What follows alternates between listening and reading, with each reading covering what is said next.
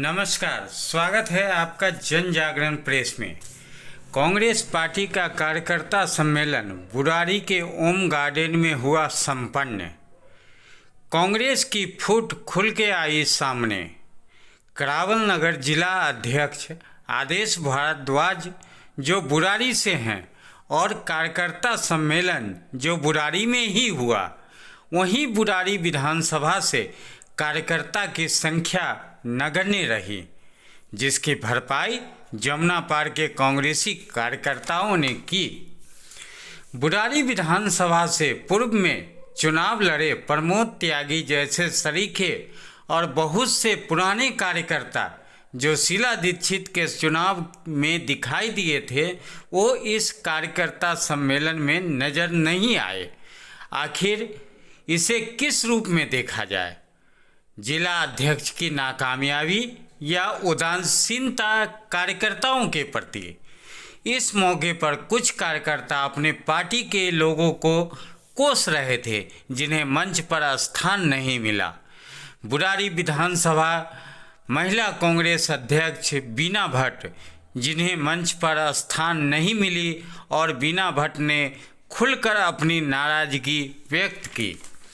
बुराड़ी के रहने वाले जिला अध्यक्ष ने अध्यक्ष महिला कांग्रेस बीना भट्ट को मंच पर स्थान क्यों नहीं दिया, जबकि कांग्रेस के महिला प्रदेश अध्यक्ष अमृता धवन ने स्टेज पर इस कमी को पूरा किया। महिला कांग्रेस के अलावा किसी ने यहाँ अपना दम नहीं दिखाया या अपनी उपस्थिति दर्ज कराने में नाकामयाब रही। आइए चलते हैं कार्यक्रम के कुछ तस्वीरों के साथ।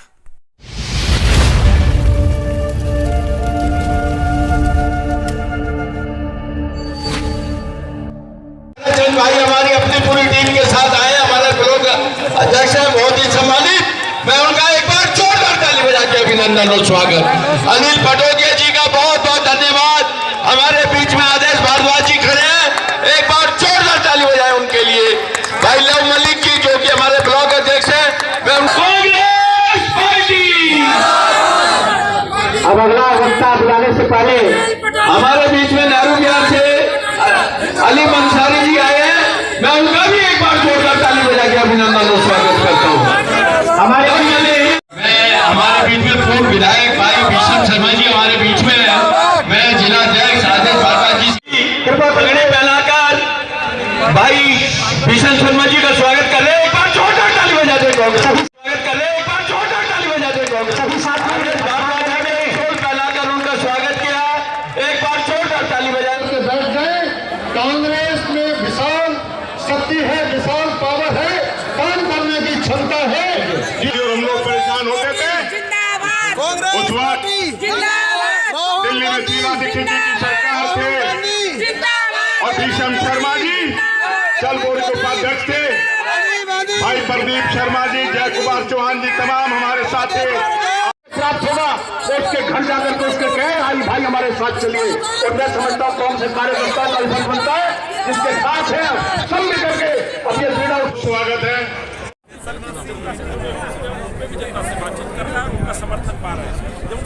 आप देख सकते हैं कि दिल्ली ने जो झेला है उसका नतीजा है कि बाई इलेक्शन में अरविंद केजरीवाल को बड़ी हार दिल्ली की जनता ने दी है। बाई इलेक्शन में हमने कहा था दिल जीता है, दिल्ली जीतेगी। 2 साल से निरंतर कांग्रेस का कार्यकर्ता सड़कों पर है, कांग्रेस के नेता सड़कों पर है।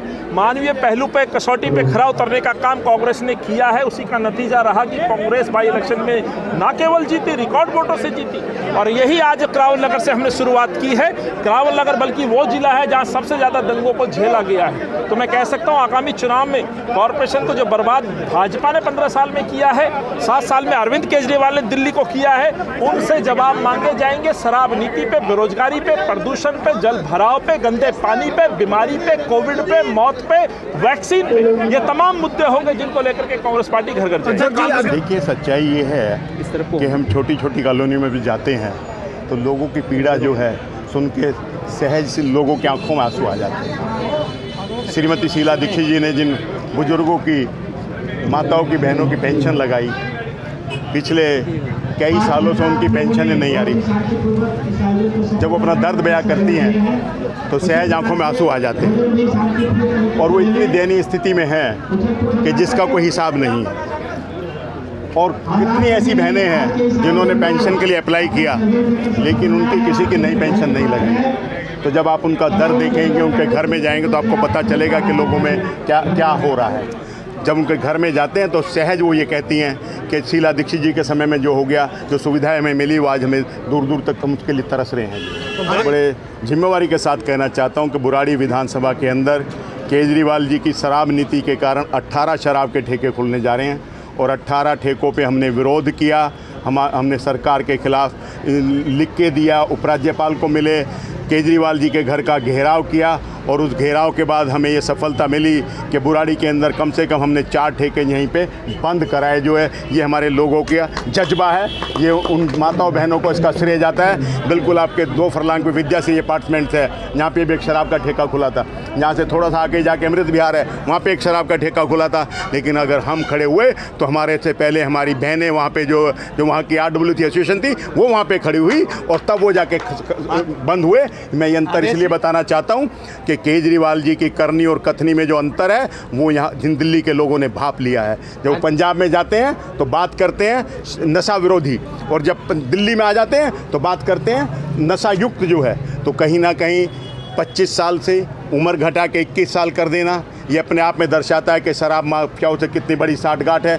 इन्हीं के आम पार्टी के एक बहुत पुराने वरिष्ठ नेता ने कहा कि ये हज़ारों करोड़ रुपए का स्कैंडल है, और पूरी दिल्ली को इन्होंने शराब माफियाओं को बेच दिया है। ये उन परिवारों के साथ धोखा है जो लगभग 6000 से ज़्यादा परिवार शराब की दुकानों पे काम करते थे, और शराब की दुकानों के काम के साथ जुड़े हुए थे। वो 6000 लोग दिल्ली के अंदर बेसहारा हो गए, बेघर हो गए, उनके घरों के चूल्हे के ठंडे हो गए। जो सच्चाई है अजय जी, मंच से लेके माइक तक शीला दीक्षित के विकास की चर्चा हो रही है, लेकिन किसी बैनर पर शीला दीक्षित का फोटो नहीं दिख रहा है।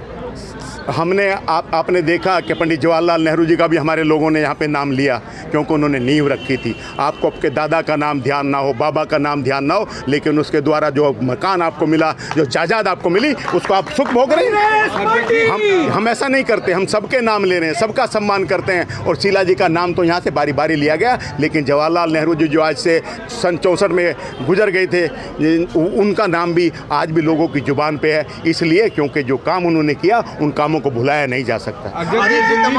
व्यक्ति मर सकता है, उसके द्वारा किए हुए काम नहीं मरते, उसके द्वारा दिखाए हुए रास्ते नहीं। देखिए, मैं बड़े अदब के साथ आपको कहना चाहता हूँ कि राहुल गांधी एक ऐसे नेता हैं जो दुनिया के 200 राष्ट्र हैं, और उन 200 राष्ट्रों में जो प्रथम व्यक्ति हैं राष्ट्र के, उनकी क्वालिफ़िकेशन जो है, अगर जब उनकी क्वालिफ़िकेशन का आंकलन करते हैं तो राहुल गांधी जी की क्वालिफ़िकेशन पहले 10 लोगों में आती है, और उसका रैंकिंग 7 है। उस योग्य, उस ईमानदार, उस साहसी व्यक्ति को इस झूठे सोशल मीडिया ने, भारतीय जनता पार्टी के झूठे सोशल मीडिया ने कहीं ना कहीं उसकी इमेज को ख़राब करने का काम किया। लेकिन आप जैसे पत्रकारों को मैं मुबारकबाद देना चाहता हूं कि कहीं ना कहीं आप जैसे पत्रकार जो है उस सच को लोगों के सामने लाते हैं, इसलिए आप लोग बधाई के भी पात्र हैं। लेकिन मीडिया का बहुत बड़ा वर्ग कहीं ना कहीं पूरी तरह से बायस्ड है, पूरी तरह से जो है सरकार की गलतियों को छिपाता है, और जो विपक्ष का काम है जब हम उसको करते हैं तो उसको हमें करते हुए हमारी सराहना ना करते हमें देशद्रोही का तकमा देता है। ये मैं आरोप भी लगाता हूं मीडिया पर बड़ी जिम्मेवारी के साथ। बताना चाहता हूं कि 2016 के अंदर केजरीवाल जी बुराड़ी विधानसभा में आए, और जब बुराड़ी विधानसभा में आए तो उन्होंने 33 अनऑथराइज कॉलोनियों में सीवर लाइन का उद्घाटन किया।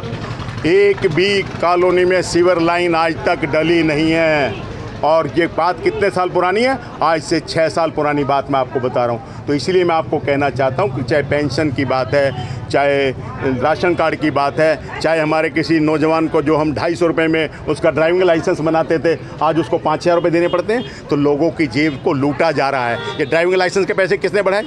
केजरीवाल जी ने बढ़ाए। आप बिजली का मीटर अगर हम यहाँ लेते हैं तो हमारे टाइम में 600 रुपये का मीटर लग जाता था। आज केजरीवाल जी उसकी जगह 600 रुपये की जगह 16,000 रुपये बिजली के मीटर के लिए देने पड़ते हैं, और वो 16,000 रुपये तब देने पड़ते हैं जब बिजली के खंभे के पैसे भी उस व्यक्ति को देने पड़ते हैं, उसमें जो तार लगती है उसके पैसे भी उस व्यक्ति को देने पड़ते हैं, और बाद में सरकार और प्राइवेट कंपनियां क्या कहती हैं कि ट्रांसफार्मर के पैसे भी आपको देने पड़ेंगे, उसकी जगह भी आपको देनी पड़ेगी। आज लोगों को इस तरह से जो लूटा जा रहा है।